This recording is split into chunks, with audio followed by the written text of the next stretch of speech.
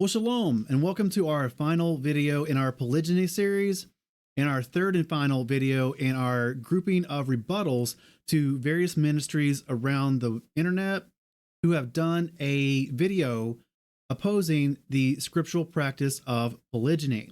Now, in tonight's video, we're going to be rebutting a ministry called Kingdom in Context, and also another ministry titled Wretched TV or the Wretched Network.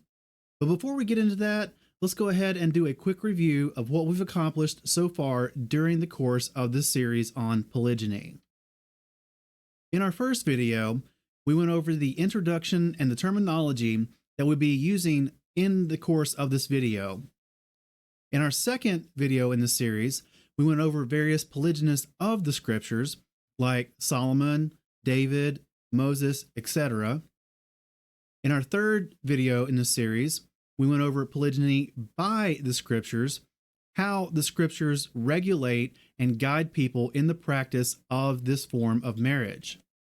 In our fourth video, we went over polygyny throughout history, mainly focusing on Christians and after the first century up until today. In our fifth video, we went over patriarchy and how that's important not only to polygyny especially, but also monogamy. In our sixth video, we went over the advantages and the disadvantages of polygyny. In our seventh video, we started the first in a grouping of rebuttal videos, and that one was a rebuttal to a video put out by a ministry called 119 Ministries. In our eighth video in the series, in our second rebuttal video, we did a video rebutting a video put out by a messianic teacher named David Wilbur and a mainstream preacher named Mike Winger. And now finally in this video, we're going to be finishing up the grouping of rebuttal videos, and also we're going to be finishing up the entire series. So if you haven't seen the previous videos, go back and watch those for teachings on how polygyny comes from the scriptures, and also the rebuttal videos to answer common objections that most people have to polygyny. Now, like I said, this video is going to be a rebuttal to a ministry called Kingdom in Context, and also a ministry called Wretched TV or Wretched Network. In this video, we're finally going to be addressing the creation ideal argument, as well as some passages in the Brit Chadasha or the AKA New Testament. So definitely some stuff that we have intentionally not addressed so far, just because we knew we was going to be addressing it in this video. So with all that being said, let's go ahead and start out with our first ministry tonight that we're going to be rebutting, and that is a ministry called Kingdom in Context. The entire book is relevant for us today. And we would happen to agree. The entire book, the entire Bible, the entire set of scriptures is still relevant for us today, including all of the regulations on polygyny, all of the instances where the faithful men and women of scripture practice this form of marriage, the entire Bible and everything in context. So what's interesting to me is that a person can argue and try to debate for this concept that they think it's something just because there's no legitimate law to punish someone if they do it, right? So people say, well, God allows it, therefore it's okay. Well, God did allow it, you're right. There's some instances where it was allowed and no one's punished for having more than one wife. And that, some people have theorized that's just because of the caretaking involved of what happens according to the law, so that when you do take another wife, sometimes it was given to you by other people to take care of her. Unfortunately, there's provisions and rules about how you treat a wife you love and a wife you don't love, and the children that come from that. We read about that later. To the contrary, it's actually fortunate that there are regulations telling people how to go about this type of marriage. And you're right in that no one in Scripture was ever condemned or punished for having more than one wife. The reason for that is because Scripture never prohibits it and never condemns it. And the people of Scripture, for thousands of years, understood that it was okay with Yahweh to have more than one wife. We even see Yahweh himself rewarding Leah for giving her handmaiden to her husband. In essence, she was rewarded for giving her husband an additional wife. We also see Yahweh giving multiple wives to David. In 2 Samuel chapter 12, verse 8, Yahweh gave the wives of Saul to David. So, not only is it never prohibited, not only is there regulations guiding us in how to go about polygyny, but there's also ample evidence to show that Yahweh endorses this type of lifestyle.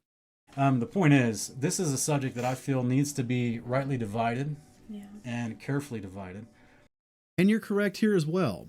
This is a subject that needs to be rightly divided and correctly divided.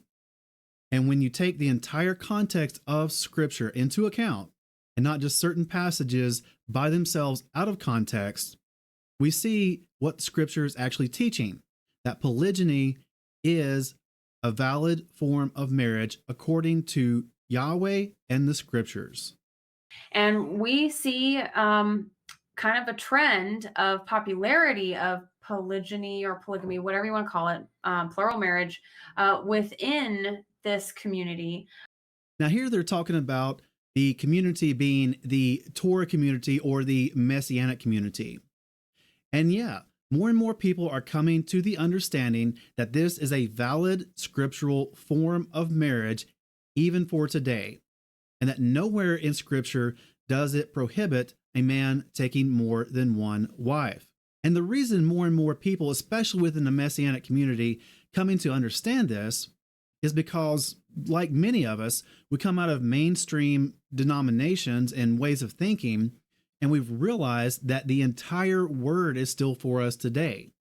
So we start questioning what we've been taught in the past. We start questioning our traditions that we've been spoon-fed and force-fed down our throats. And one of the things that we start questioning, or a lot of us start questioning, is marriage, both monogamy and polygyny. So Messianics are a questioning bunch. We do that. We've come to learn a lot of truth by questioning. And it just so happens that plural marriage is one of those things that we happen to question more often than the mainstreamers do. Now, unfortunately, in their videos, Kingdom and Context engages in the same kind of poisoning of the well that David Wilbur did in his videos regarding plural marriage. It's about that dirty word, polygamy. That's right. Yeah, this one is basically plural marriage. Yeah, so I want to make it very clear that we're not saying that plural marriage is, quote, sin, that there is a commandment that says thou shalt not, but we feel like, it can very bad idea. So here you just heard them say and try to poison the well by saying that dirty word, polygamy, instead of actually showing you and teaching you what Scripture has to say about this subject. Now, fortunately, they understand that plural marriage is not a sin, because it's not prohibited anywhere in Scripture. But then they go on to try and continue poisoning the well by implying that plural marriage is a bad idea without giving any reasoning or justification as to why. Now, that would be very important if you're trying to convince someone that something is a bad idea. They need to know why it's a bad idea, and alternatively also, what else would be a good idea in lieu of that. Presumably, they would be implying that monogamy is the good idea, but saying that polygyny is a bad idea without giving any scriptural justification or justification otherwise, well, that's just poisoning the well and trying to get your mind in the way they're thinking about the subject instead of the way Scripture wants you to focus and think about the subject. Again, Scripture should change us. We should not try and change Scripture. But while they're still studying out, they sometimes focus, very biasly on certain phrases and skip over entire context and portions of other phrases to support a very specific narrative of polygamy. Now here they're trying to make it seem as though those of us who understand what Scripture says about plural marriage are doing so and coming to this conclusion because we're doing it in a biased manner and skipping over various passages and other contexts. Any of you out there who have actually followed through this series on polygyny, now you're starting to understand that those who oppose polygyny are doing so out of bias and skipping context, and generally based on tradition and what they're used to and their feelings, which could be theirs and or their spouses. And that's not the way we need to go about discerning truth. We need to go off what Scripture says, not what we feel about a subject, not what our spouse feels about the subject. Now, the actual practice of it, that's a separate subject. As far as the truth of the matter goes, it's not based on what we feel. The truth does not care about your feelings. So once again, here they're trying to reach those who are just now studying it or won't learn more about it. They're poisoning the well and making these people think that if they come to a decision or a conclusion other than what Kingdom and Context has reached, that they're doing so in a biased manner and that they're doing so by skipping over context. However, like we said, those who oppose polygyny generally are the ones who massively skip over context. In fact, in these two videos from Kingdom and Context that we reviewed and are using clips from, not once did I ever hear them bring up and address the situation where Leah was rewarded for giving her husband an additional wife, or where David was blessed by Yahweh with additional wives. That was never addressed, so that's skipping over context. It's very simple example given to us by the Creator at creation. Yeah. He made a man and a woman, and just one of each. Yeah. There was only Eve created. There was not multiple women created. Yeah. The Father didn't bring a harem up to Adam and said, here you go. He brought one woman. It was Adam and Eve, not Adam, Eve, Jackie, Heather, and Donna. Yeah, like it's just one woman, one man. It's very simple. It was Adam and Right? Eve, not Adam and Eve and Heather and Jackie. So time and time again, lots of people bring up this issue of how it was at the beginning. They try to appeal to the creation model as if that's justification for a monogamy-only standard. However, it does not hold any weight, and it's invalid as an argument against polygyny when we take the entire set of scriptures into context. What we see in the creation account regarding Adam and Eve and their marriage together is a descriptive story, not a prescriptive command. So if we're going to take this as a prescriptive command, how far are we going to take it? Check this out, for instance. Genesis chapter 2, verses 21 through 22. So Elohim caused a deep sleep to fall on the man, and he slept. And he took one of his ribs and closed up the flesh in its place. And the rib which Yahweh Elohim had taken from the man, he made into a woman, and he brought her to the man. So are we now to say that we can only have a wife if she's created from one of our very own ribs? No, that's just silly. I mean, Martin Luther used to refer to his wife as his rib, but that was metaphorical and kind of neat, I think. But anyways, we cannot take this as a prescriptive command because there is no command of one man and one woman. It's all assumed. It's all eisegeted. And it doesn't hold up when you examine the entirety of Scripture instead of taking just certain passages. Now also consider this from the creation account. Genesis chapter 2, verse 25.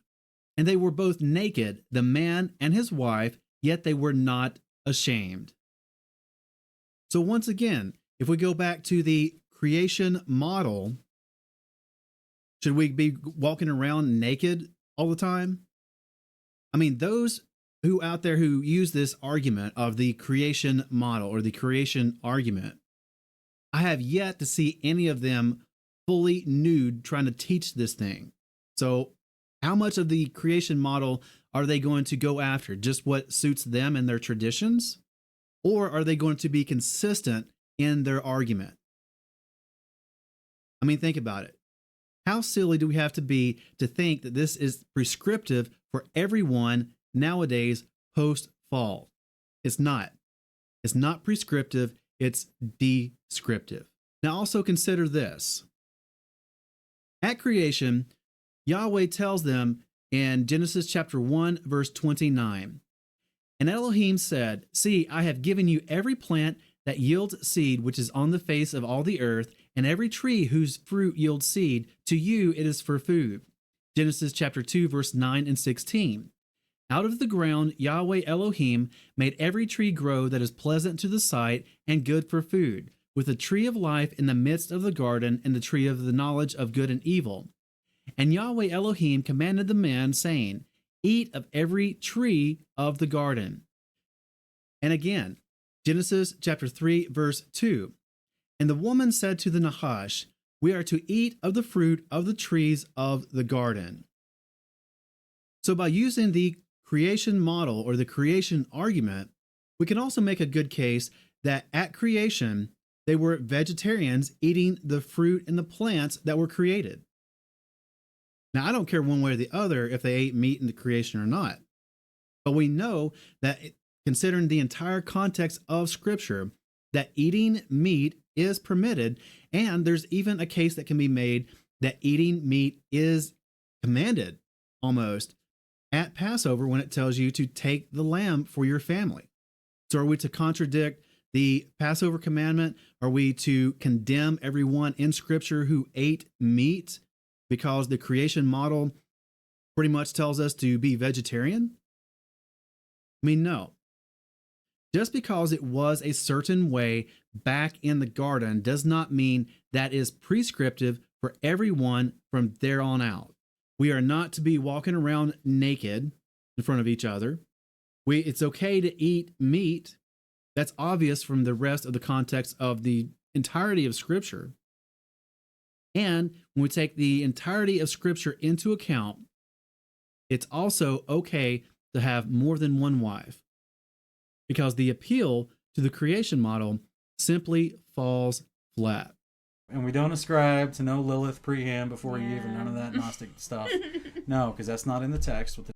And that's good. We don't either, for the exact same reason, because it does not come from Scripture. However, what we do get from Scripture is that plural marriage is okay. But the only time he said it's not good is when Adam was alone. And then to remedy what was not good and make it good, he just gave him one woman. Yeah. Yes, he added to Adam just one woman, but he added to David at least two women. And we can also see in the example from Adam and Eve that Eve was made from Adam's rib, and that Eve was brought to Adam fully naked. They were both naked, and there was no problem with that. That's the creation model. So again, if you're going to go by the creation model, you're going to be completely naked all the time, like they were at creation, and everyone on earth is going to be okay with you being naked, like the situation was at creation. Because at creation, everyone on earth was okay with everyone else being naked. So how far are we going to take this? Are we going to correctly divide the word and understand it as descriptive? Or are we incorrectly going to divide the word and take it as prescriptive? Right? So he not only did he give us Adam, okay, so Adam was a king, being the first and the elder of all men. Yeah. Okay, so Adam was not a king. No. For the same reason that we don't ascribe to the Lilith thing, because it's not in Scripture. It also wouldn't make sense to call Adam a king because there was no nation, there was no people to be a king over. Because it was just him and Eve. Again, you're going back to the creation model. So Adam was not a king. And that means and Adam was considered righteous, that he Yeah. followed God's ways. Yep.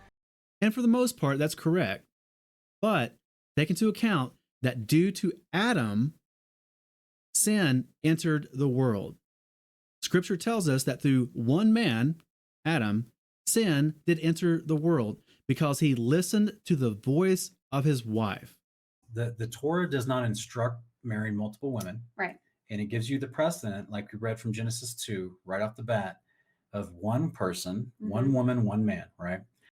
Actually, there is a legitimate case to be made that the Torah does instruct plural marriage. Take the levirate marriage laws, for example. It does not give any indication whatsoever, or any leeway for if the surviving brother is already married. It just tells them to marry the deceased brother's wife to raise up seed to the deceased brother. There is no allowance made for whether the existing surviving brother is already married or not. And this whole idea of one woman, one man does not come from Scripture. You do not read that from Scripture. That's not what you draw out exegetically. That is read back into Scripture eisegetically. And the verse that most people refer to when they say this kind of thing that doesn't come from Scripture, what they're eisegetically reading back into Scripture is from this verse in Genesis chapter 2, verse 24. For this cause a man shall leave his father and mother and cleave to his wife, and they shall become one flesh. Now there's two things to bring up real quick on this point to set it to rest, hopefully forever, for anyone watching this. Number one, are we really going to go off the idea that since it has husband and wife in singular, especially the wife part in the singular, that is prescribing monogamy only? How would that apply if we took this same standard, the same way of reasoning, and being consistent throughout the rest of Scripture? How would this work out for us? Because as we read in Exodus chapter 13, verse 18, and you shall inform your son in that day, saying, it is because of what Yahweh did for me when I came up from Mitzrayim. Is that to say that, Scripture's stating right here that we are only to have one son because it's used in the singular? Or how about this? Exodus chapter 20, verses 8 through 10. Remember the Sabbath day to set it apart. 6 days you labor and shall do all your work, but the seventh day is a Sabbath of Yahweh your Elohim. You do not do any work, you, nor your son, nor your daughter, nor your male servant, nor your female servant, nor your cattle, nor your stranger who is within your gates. Now notice here that the word son is in the singular, the word daughter is in the singular, male servant is singular, female servant is singular, and stranger is singular. So is this a command from Scripture that we are to only have one son, one daughter, one male servant, one female servant, and one stranger that we can help at any one time? I mean, are we going to be consistent with how we interpret these verses? Or is it just the case with this one verse in Genesis 2:24? And once again, Proverbs chapter 29. Discipline your son, and he brings you rest and delight to your life. So here we've got the singular son and the singular he. So is this a command from Scripture again to only have one son? No. As we can plainly see, Scripture does not tell us that we can only have one son, nor does Scripture tell us that we can only have one daughter, or that we can only help one stranger who's within our gates at any one time. Likewise, if we're going to be consistent and correctly divide the word, then we have to accept and admit that Genesis chapter 2, verse 24 is not a command, it's not a prescription for monogamy only. It's not saying there's to be only one man and one wife. It's not saying that a marriage is to be only one man and one woman. Now, the second point is that if this verse, Genesis chapter 2, verse 24, were a prescriptive command, then lots of people would be guilty of sin and breaking the Torah. Who am I talking about? Celibate people. People like Elijah, people like Paul, people like most of the disciples and the apostles, but most especially people like our Master and Messiah, Yeshua. Pause. Let's read it again. Genesis chapter 2, verse 24. For this cause shall a man leave his father and mother and cleave to his wife, and they shall become one flesh. Notice that first part right there. For this cause a man shall leave his father and mother and cleave to his wife. Shall. So if this is a prescriptive command, it's definitely commanding a man to leave his father and mother and get married. And anyone who does not get married is guilty of sin because they're breaking the Torah. But we know this is not true because celibacy, remaining unmarried, is not prohibited in Scripture. Many of the great men in faith were celibate. So once again, Genesis chapter 2, verse 24 is not a command. It's descriptive, not prescriptive. It is not saying that marriage is to be between only one man and one woman. Likewise, the argument that marriage should be based on the creation model does not hold weight. And we think that Deuteronomy 17 is a wonderful example of the Father encouraging us that that's not the ideal example. Deuteronomy chapter 17, verses 14 through 17. When you come to the land which Yahweh your Elohim is giving you, and shall possess it, and shall dwell in it, and you shall say, Let me set a sovereign over me like all the nations that are around me, you shall certainly set a sovereign over you, whom Yahweh your Elohim shall choose. Set a sovereign over you from among your brothers. You are not allowed to set a foreigner over you, who is not your brother. Only he is not to increase horses for himself, nor cause the people to return to Mitzrayim to increase horses. For Yahweh has said to you, Do not return that way again, and he is not to increase wives for himself, lest his heart turn away, nor is he to greatly increase silver and gold for himself. So, unless God just came up with a new rule, then in Deuteronomy 17:17, where it tells the kings to not multiply wives, Right. okay? So here in Deuteronomy 17, this is not a new rule.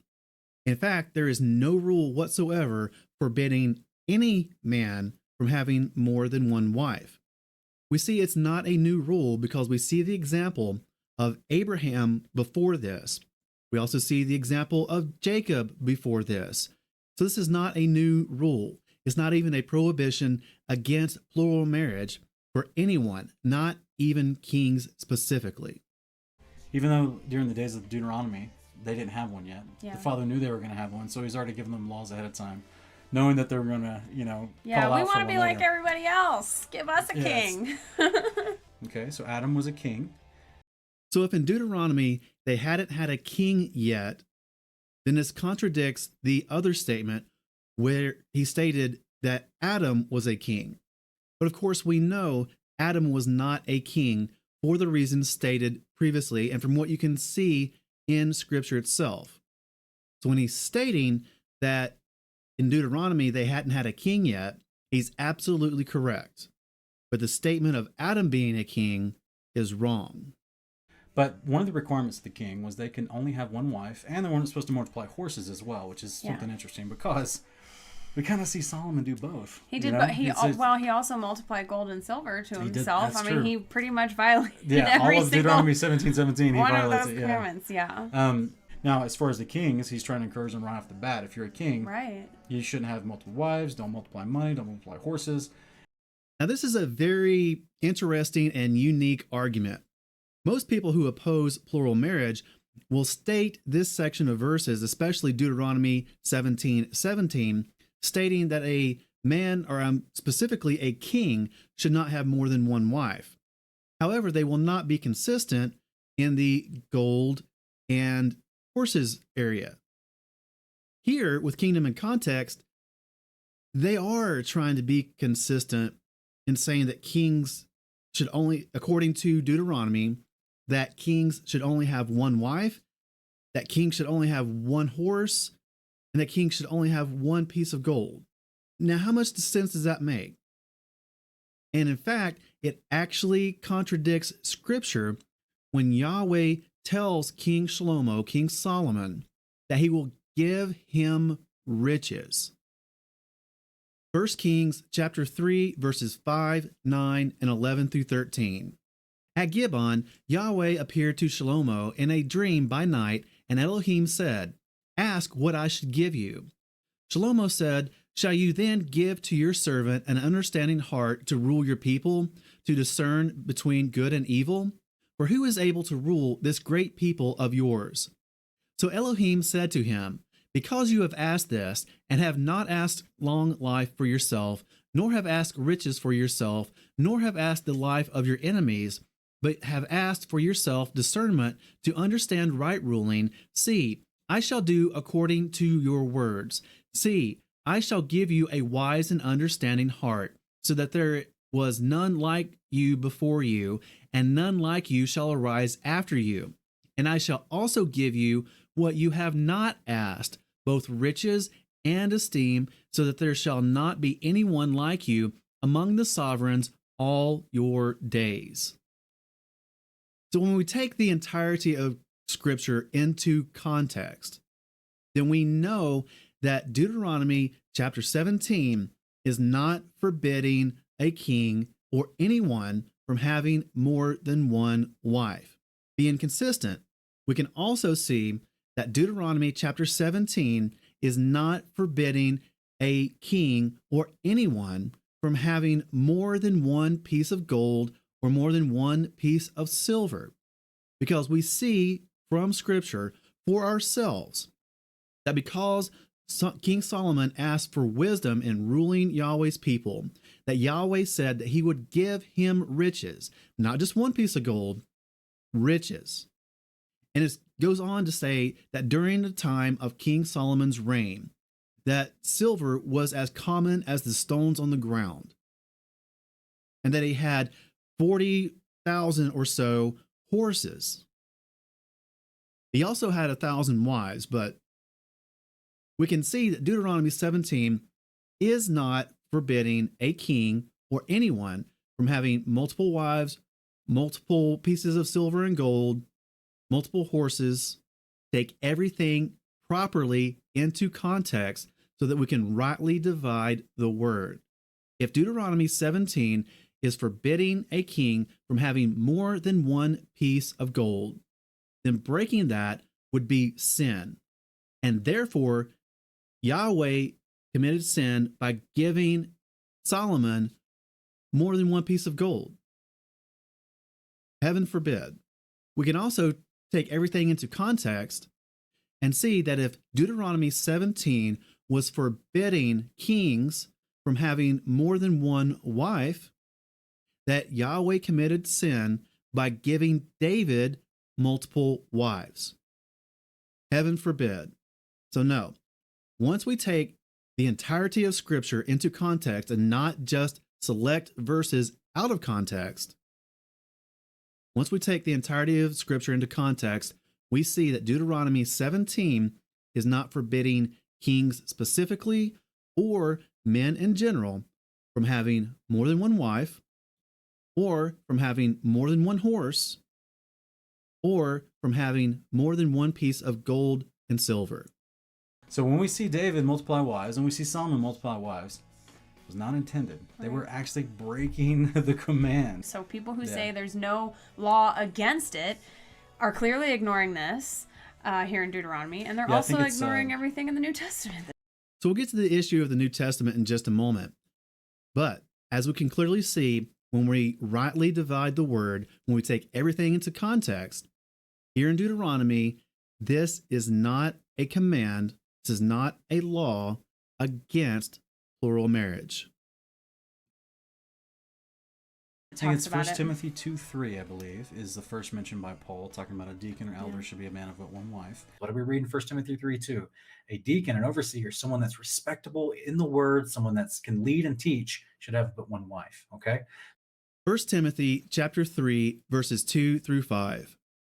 An overseer, then, should be blameless, the husband of one wife, sober, sensible, orderly, kind to strangers, able to teach, not given to wine, no brawler but gentle, not quarrelsome, no lover of silver, one who rules his own house well, having his children in subjection with all reverence. For if a man does not know how to rule his own house, how shall he look after the assembly of Elohim? So here's another common argument against plural marriage. At the face of it, it sounds like it's a valid argument against it, but when you take everything into context, when you study this out, when you look for yourselves, you find that this argument does not hold water. So, first and foremost, if we just take another look at this real quick, we can see that this passage is speaking about elders of the assembly, specifically, just elders. So if we were to take this into context on a surface level, we would have to admit that this is only for the elders, the overseers, but not everyone in general. So that's on the face of it.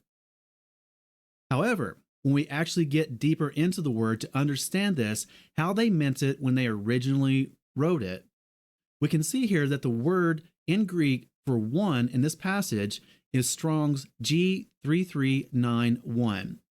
This is the word mia, and mia can be translated something as one or first or a. So Matthew 3:2 through 5 could be translated as the husband of one wife, or it could be translated as the husband of a wife, or it could be translated as the husband of first wife. Now let's test this to see if any of these would be better, or if they would all be valid on their own and equally, or how this would work out. If it said husband of one wife, okay, that's fine, but again, it only goes back to specifically the elders, the overseers. We translate it as the husband of a wife. That would hold up with the rest of this passage about ruling his house well. So you'd need to have a family unit with at least a wife. And then it goes on to say having his children in subjection. Well, to properly have children, you need to be married for both men and women. So husband of a wife would also work in this passage and would be a valid translation. Now, how would this work if we translated it as the husband of his first wife? This would also work because the rest of Scripture, taking it into context, forbids divorce except on the grounds of adultery. So this passage, if we translated it as the husband of his first wife, would be stating something to the effect of he cannot be improperly divorced. He should still be married to the wife he was originally married to, not counting divorce due to adultery and not counting being a widower, but that he was faithful and that he stayed married to the woman he originally got married to. So this would fit in with the rest of Scripture. But how about the husband of one wife, meaning one singular and no more than one wife? This would not fit into Scripture, the rest of it in context. Because as we see from the rest of Scripture, there is no prohibition for anyone, kings or men in general. There's no prohibition against having more than one wife.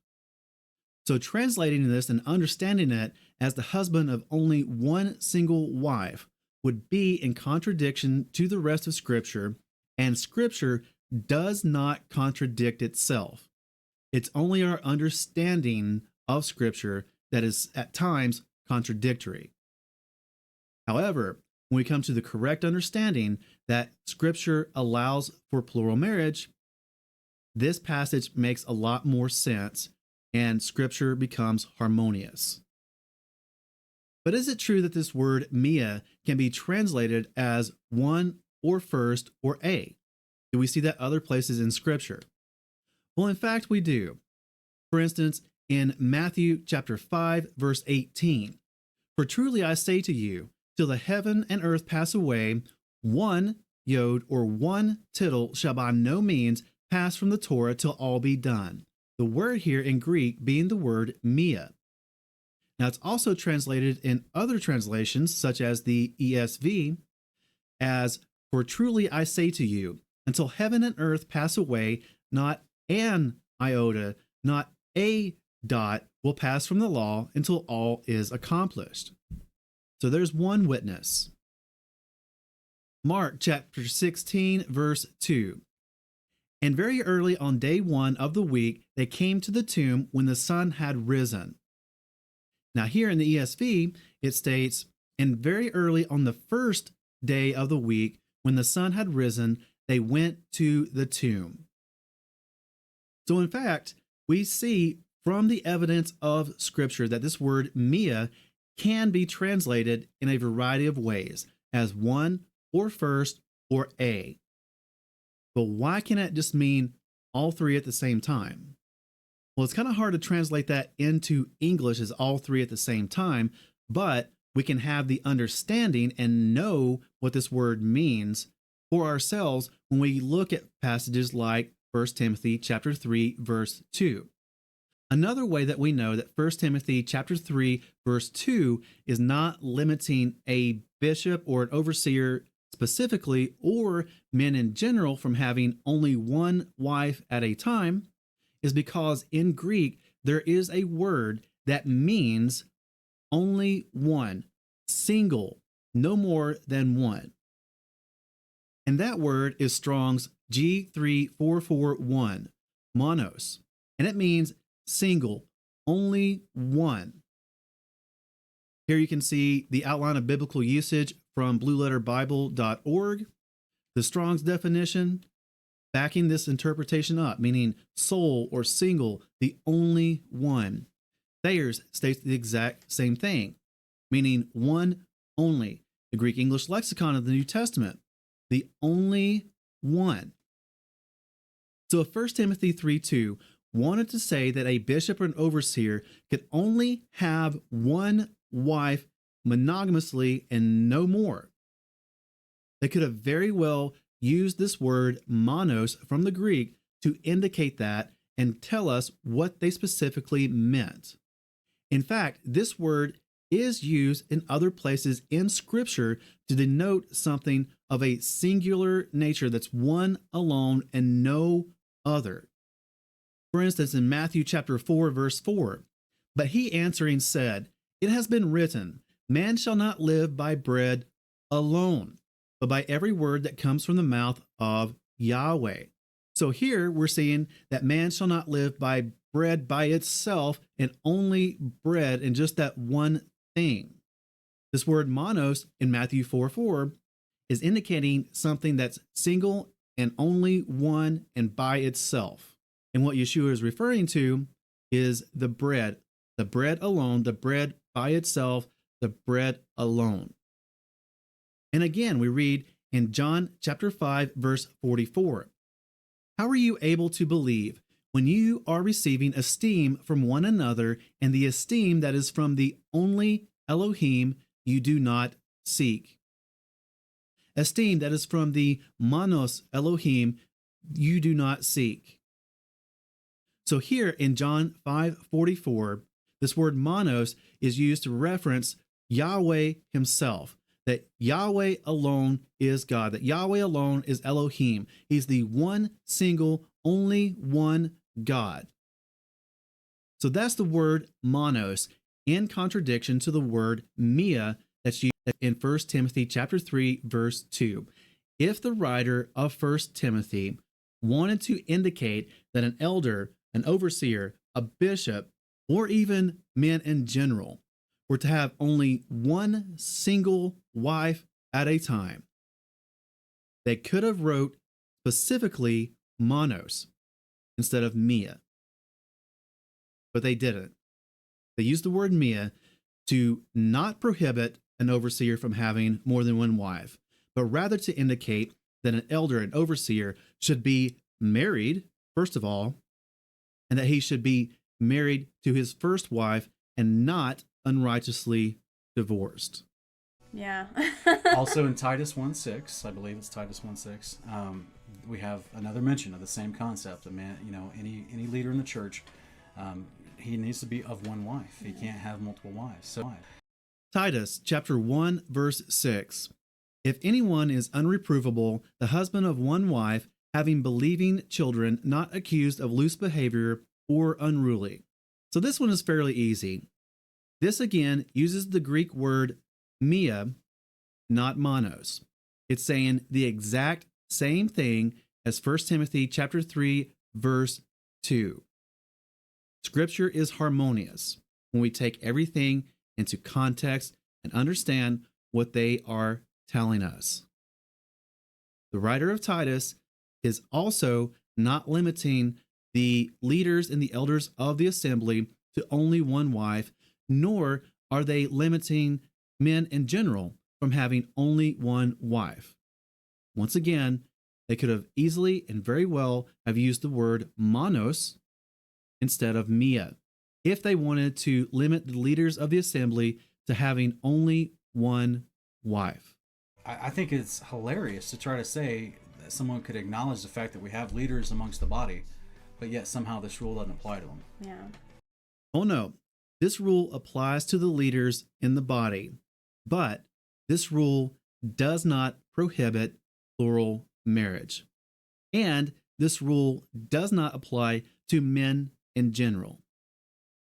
So yes, this rule does apply, but you need to understand it correctly and rightly divide the word in context. More wives, more problems, people. Yeah. It didn't seem like anyone was really enjoying that situation very much. So is it really more wives and more problems? This is so not thought out. On the surface, this is indicating that a woman is a problem, and when you get a wife, you're inheriting and taking on a problem, and by taking on more wives, you're taking on more problems. But is that scriptural? I mean, it doesn't even make sense from a common sense level, but is it scriptural? Proverbs chapter 12, verse 4. A capable wife is the crown of her husband, but one causing shame is like rottenness in his bones.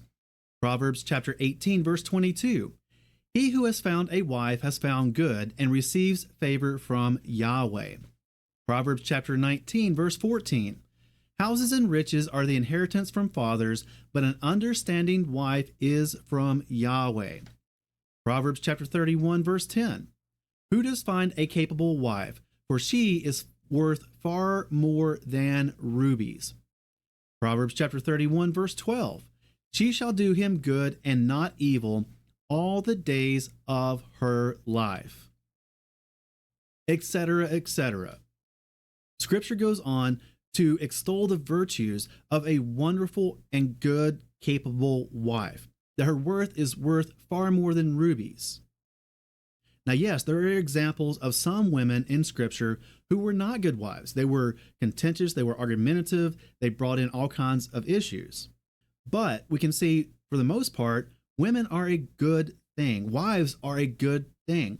Scripture even tells us that he who finds a wife finds a good thing, and that he receives favor from Yahweh. So in contrast, what we can see from Scripture is that more wives, more good, more wives, more favor. And we can see this exemplified in the life of Jacob, who had 4 wives and he had lots of children. David had lots of children because he had multiple wives. Abraham had lots of children because he had multiple wives. So the statement of more wives, more problems is not scripturally based. And that's what we need to base our beliefs, our doctrines, our dogma on, is Scripture, not our feelings, not our modern culture, not our church traditions of monogamy only. We need to base our beliefs on Scripture. Yeah. It didn't seem like anyone was really enjoying that situation very much. Yeah, Leah was constantly jealous of Rachel. Yeah. I mean, it was bad. But is this true? Do we get this concept from Scripture that Leah was constantly jealous of Rachel? Genesis chapter 30, verse 1. And when Rachel saw that she bore Jacob no children, Rachel envied her sister and said to Jacob, "Give me children, or else I am going to die." So just to steelman their argument here, they more than likely meant to indicate that Rachel was envious of Leah instead of the other way around. So that's probably what they meant to say. We'll just go ahead and give them that at the moment, since we see it clearly from Scripture that it was Rachel who envied her sister. But was it due to plural marriage? Was it due to Jacob having more than one wife? No. We can see from Scripture that Rachel's envy of Leah was due to childbearing, not plural marriage. Because as we continue to read in Scripture, we see that both Rachel and Leah gave their husband additional wives. So they were not envious due to plural marriage. They had zero problem with plural marriage. We can see the same thing happen with Sarah and Hagar and Abram. Genesis chapter 16, verses 2 through 4. And Sarai said to Abram, "See, Yahweh has kept me from bearing children. Please go in to my female servant. It might be that I am built up by her." And he went in to Hagar, and she conceived, and when she saw that she had conceived, her mistress was despised in her eyes. So once again, the issue with Abram and Sarai and Hagar is not because of plural marriage. Sarai gave her husband an additional wife, and they were totally fine with that. There was no issue, just like everyone else in Scripture had no issue with plural marriage. Sarai had zero issue with Hagar until a child was born. So once again, the issue comes across from childbearing or barrenness, because barrenness is a theme throughout Scripture as well, but that's another subject. The issue is not with plural marriage. Plural marriage does not cause these issues. There are other factors that you have to understand and realize are there if you want to correctly divide the word. The issue we see from the story of Abram and Sarai and Hagar, and with Jacob, Leah, and Rachel, is due to childbearing or barrenness. More wives, more problems, people. But actually, is it more wives, more problems? No, we've already listed a few reasons why this is untrue already. But once you start to take everything into context and understand the situation that arises in a polygynous situation, it's not more wives, more problems. In fact, it's more wives, more time for everyone involved. Generally more time for the women, more so than the man, but things get done a lot quicker. And therefore, everyone has more time for other things, more times for themselves, more time for each other, but they have more time because things get done a lot quicker with more hands to help out. More time, more experience. As we go through things in life, we bring our own experience to the situation to resolve the situation, hopefully in a beneficial manner. But when you have more people in the family, more adults who have life experience, you have more experience to bring to any situation that may arise. More wives, more support. There's more shoulders to cry on, more people to support you in times of need for the women and the men. In a polygynous marriage, you have women who can support other women in that marriage in ways that only a woman can, because men and women are different. Contrary to modern society, men and women are different. Men and women understand things differently. And this can be important in various situations that arise during a marriage. With more wives, more women there to understand things in the way that only a woman can, more wives, more support. More wives, more education as well. This kind of ties in to the more experience aspect. Because the more adults that are in the marriage, the more education you bring to the table in order to adequately and efficiently take care of a situation, whatever situation it is, whether it be finances or child rearing or marriage resolution or taxes or what have you. More wives, more education. And a lot of times when there's more wives, there's more income. Instead of only a man and a woman bringing their income into the marriage, now you can have 3 incomes coming in. Or if you're in a situation where the wife stays home, or even the husband stays home, and you've only got 1 income, then you bring in another wife, that could open up the door to having now 2 incomes instead of just 1. So more wives, more income. All depends on how the man structures his family and decides to run his family, but it definitely opens up the door. So more wives, more problems? No. More wives, more time. More wives, more support. More wives, more experience. More wives, more education. More wives, more income. Just the opposite of what they're trying to claim here. Then we also have Jacob, right, with Laban's shenanigans. He has to marry Leah first. 7 years later, he gets to marry Rachel. Now he's got 2 wives. Then what happens? Both of them deal with barrenness.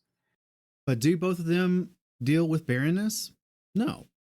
As we just saw from Genesis chapter 30, verse 1, Leah was having children, but it was Rachel who was barren at that time. Now, eventually, Leah stopped bearing children, and therefore she gave her handmaid to Jacob, who bore him children then as well. And then afterwards, Rachel bore children. So it wasn't due to polygamy that Jacob dealt with barrenness, because Jacob did not deal with barrenness at all. He had multiple wives to give him children, even if one wife was not pregnant. So Jacob didn't deal with barrenness, and the specific reason that he did not deal with barrenness was because of polygyny. But it does not. I mean, we've got a huge amount of rules in the instructions of God that are provisions for He things. legislates all kinds of sins. Yeah. What? He legislates all kinds of sins. Yeah. Okay. This really stuck out to me when I first heard it, that God legislates sin. Words are important, and I think we need to define the words that we're using so that we know what is being said when we say it. So what does legislate mean? Legislate, in our common usage in the way we live now in our culture, means to make or enact laws, or to mandate something, to establish something, or to regulate by as if by legislation. So no, Yahweh does not mandate sin. Yahweh does not establish sin, nor does Yahweh regulate sin. In fact, Scripture, the Torah, prohibits sin. Just the opposite. He legislates all kinds of sins. Yeah. So I don't think that what they're trying to say here, just to try to steelman what they're arguing, I don't think what they're trying to say is that God promotes sin or that God tells us to sin. I don't think that's what they're saying here or what they're trying to say. Instead, what I think Kingdom in Context is trying to say here is that God puts provisions in place for when sin is committed, ways to take care and deal with the after effects of the sin that was committed. I think that's what they're trying to say here, just to give them the benefit of the doubt, because it's very shocking for any Christian to say that God mandates and tells us to sin. So I don't think that's what they're trying to say here. The scriptures and the Torah of God, the instructions of God, do not command you to take more than one wife. It says take one woman. Well, again, we've already been over that. We've seen the scriptures, and nowhere in scripture does it say you can only have one wife. We looked at Genesis 2:24, doesn't say it there. We looked in 1 Timothy chapter 3, verse 2, doesn't say it there. We've looked in Titus 1:6, doesn't say it there. We've looked in Deuteronomy chapter 17, verse 17, doesn't say it there. Nowhere in scripture does it command a man to only take one woman. But he never encourages you to go off and get into that situation to begin with. Right. Does God never encourage you to go off and get into polygyny? What does scripture say? In Deuteronomy chapter 25, verses 5 through 10, we see the law of the levirate marriage. Here we can see that when a brother dwells with another brother and one of the brothers dies and they do not have a male heir, that the living brother, the surviving brother, is to marry the deceased brother's wife and raise up an heir to the deceased brother so that their lineage continues. And if you'll notice, in this commandment from Scripture, there is no provision as to whether or not the surviving brother is already married. However, when you review the laws against incest and other sexual sins, we see that it is forbidden for a man to marry his brother's wife. However, the condition here is that the brother is still alive. Taking everything into context, rightly dividing the entirety of Scripture, we can see that once a person dies, their spouse is no longer married to them. So therefore, if a brother dies, his surviving brother is not committing sin, and he is not committing incest by marrying his deceased brother's wife.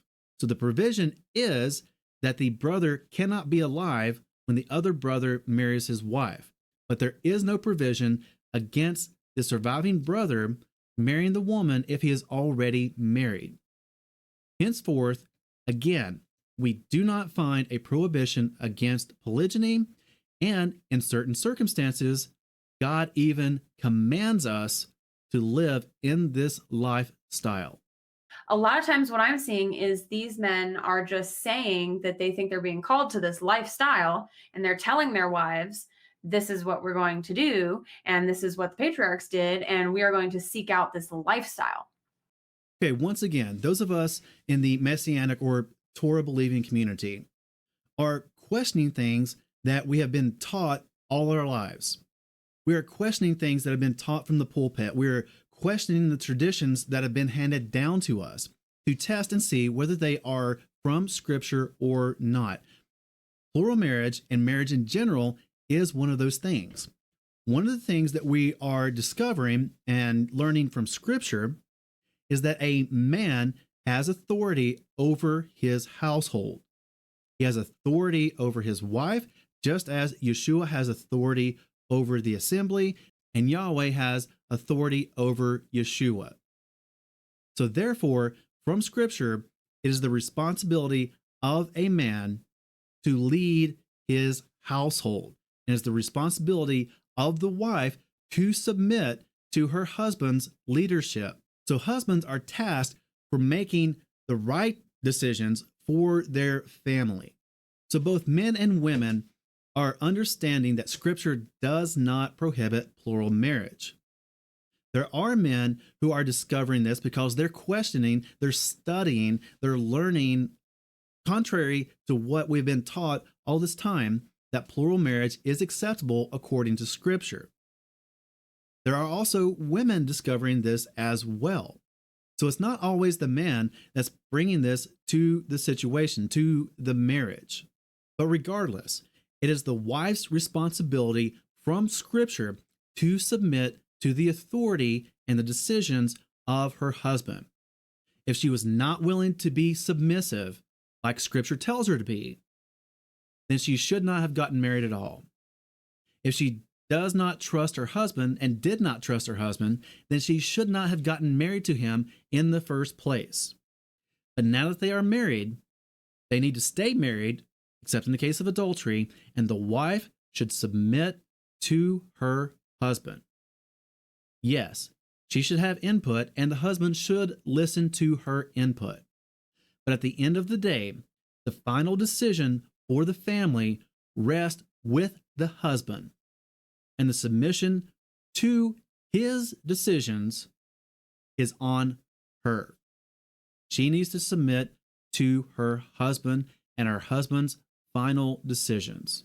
And in some cases, I have seen women who have confided in me that they've been basically forced by their husbands into this lifestyle and they don't consent to it. So I have no way of knowing who it is that's spoken to Kingdom in Context and or what their situation is. I can only speak from my personal experience. And this is in regards to the Messianic or Christian community, not any cult like Mormonism. But from my own personal experience, I have only ever saw one family where the wife was forced into it. Every other plural family I know of, the wives and the husbands were in agreement. And in fact, there are several families that I know of where the wife is actively going out and seeking other women to join the family and to bring them under the headship of their husband. Once again, I don't know who Kingdom in Context has been speaking with. I can only speak from my personal experience. But from what I've seen and speaking with actual plural families, is that the wives are biblical. They are submitting to their husbands. They are in agreement with their husband's decisions, and they are in agreement with this plural lifestyle. Right. So there's this issue going on within the Torah community where men are just sticking to, it's not a sin, it's not forbidden, God never said it was wrong. And then they're turning that into, they get to make this decision for their marriage and for their wife, and their wife doesn't have to consent to it because it doesn't say in Scripture anywhere that she has to consent. Well, Right. I would argue Yeah. a majority of the time it was those women's ideas to Yes. bring other women into the marriages. Yeah. It wasn't necessarily the men coming and saying, hey, I think this is a great idea, honey. Why don't we go give this a shot? Now, once again, let me reiterate that a wife is to submit to her husband.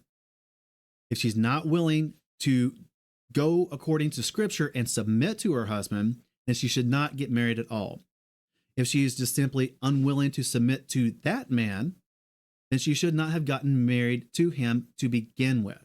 One nuance of having said all of that is that if at the time you got married, if that both of you, especially the husband, said that he would love and honor and cherish his wife, forsaking all others till death do they part, then he has made a vow that he would only be with her and only be monogamous for the rest of his life.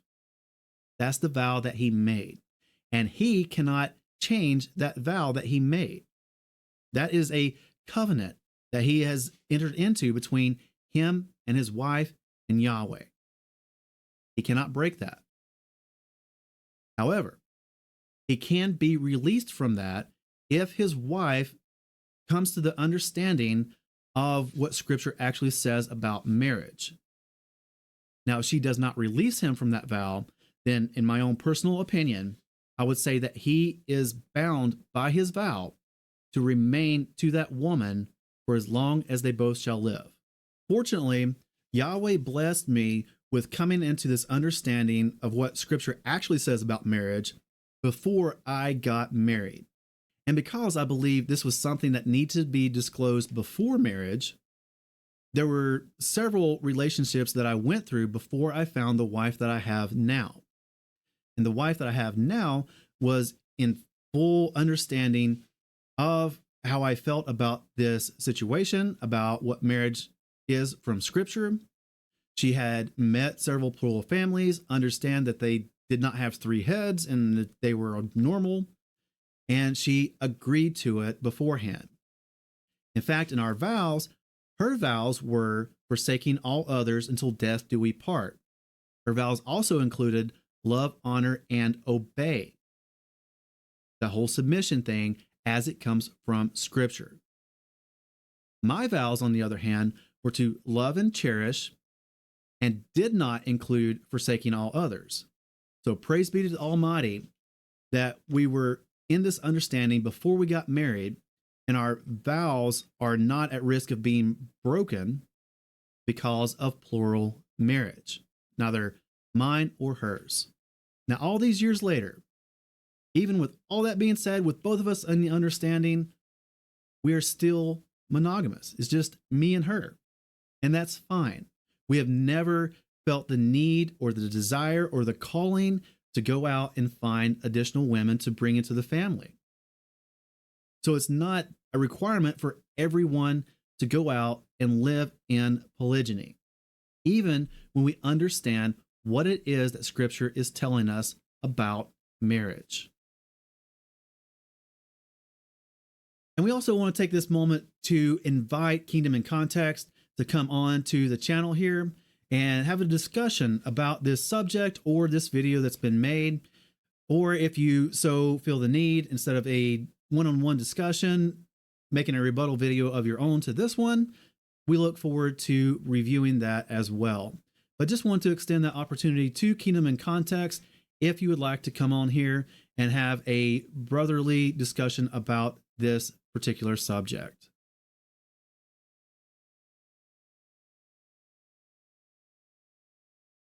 Now you're going to see some stuff in there, like David had 18,000 wives or whatever it was, and nowhere does the Bible say, and that was wrong. Okay, so first off, it's just silliness to say that David had like 18,000 wives. It's clear when we're looking at our scriptures, is nowhere near that. Solomon had the most number of wives, and he had only 1,000. So since it's so easy to prove and it's so silly to think this is actually a true statement from someone, this leads me to think that he's just using this as a turn of phrase to say this to try to illustrate his point that David had a lot of wives. So we'll still man him on that. But we also want to say that he's correct. The Bible does not condemn polygyny. What is the Protestant Reformation slogan that might help us get this? And I think it's the analogy of Scripture, that the clear interprets the unclear, that the Bible interprets itself. Yes, the Bible interprets itself, and the clear interprets the unclear. So if you're unclear about what Scripture says about plural marriage, about polygyny, then take the clear parts to determine and help determine what it is that it's saying about polygyny. And it's clear that there is no prohibition in Scripture of polygyny whatsoever. It is clear that no one in Scripture was ever condemned or punished for having more than one wife. It is clear that Yahweh gave King David multiple wives. And it is clear that both Yahweh and Yeshua used polygyny as an analogy for their relationship to the people. Yahweh uses the analogy of being married to two women. Yeshua uses the analogy of being married to the 5 wise virgins. So it is clear that both Yahweh and Yeshua use the analogy of polygyny to describe their relationship to the people. It's clear there's no prohibition against polygyny. It's clear that no one was ever condemned or punished for polygyny. And it's clear that Yahweh engaged in polygyny by giving David multiple wives. All of that is crystal clear.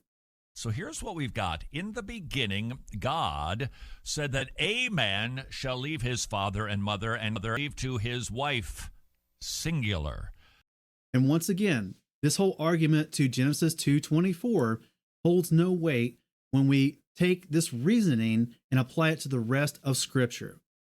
Because if it's the singular wife in 2:24 that commands us to only have one wife ever, then we saw from other scriptures that we are to only have one son, one daughter, one male servant, one female servant, and only one stranger at a time. So the argument does not hold weight. So it is clear from Genesis to the New Testament, this is about one man, one woman. No, from Genesis to Revelation, it is clear that this is about a man marrying a woman, not about one man and one woman, because you don't find that in Scripture. You find monogamous relationships in Scripture. You also find polygynous relationships in Scripture, which completely destroys the argument he just made. In addition, you never find a commandment in Scripture stating that marriage is to be between one man and one woman. There is no commandment like that anywhere in Scripture, because the truth of the matter is that Scripture does not prohibit a man from having more than one woman. Scripture does not command a man and a woman to be in a monogamous relationship, and it does not command one man and one woman in order to make a marriage. Scripture is clear that celibacy is acceptable. Scripture is clear that monogamy is acceptable.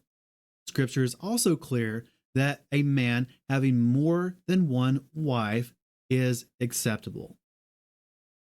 That's just Scripture. That's just what we get from the clear reading and the clear study and the clear exegesis from Scripture. And that's just the God-honest truth. So thank you so much for joining us for this teaching. Once again, this ends the teaching series on polygyny. We're likely to redo this in a couple of years just to make it a little bit more stylish and a little bit more well put together. Can't change Scripture. Scripture is still going to state that plural marriage is okay, but we might redo it in a couple of years. For right now, this is the last video in this series. This playlist for this series is down below in the description. Feel free to go watch the series from beginning to end. And if you happen to learn anything from this particular video and this teaching, make sure to go down below and let us know in the comments what it is that you learned from this. If you happen to disagree, let us know what it is you disagree about. Or if you just want to say hi, we always love hearing from you guys. While you're down there, make sure to hit that subscribe button and ring the bell so that you're notified every time that we go live or when we upload a new on-demand video. Hit that like button and also hit that share button and share it around with someone that you may know.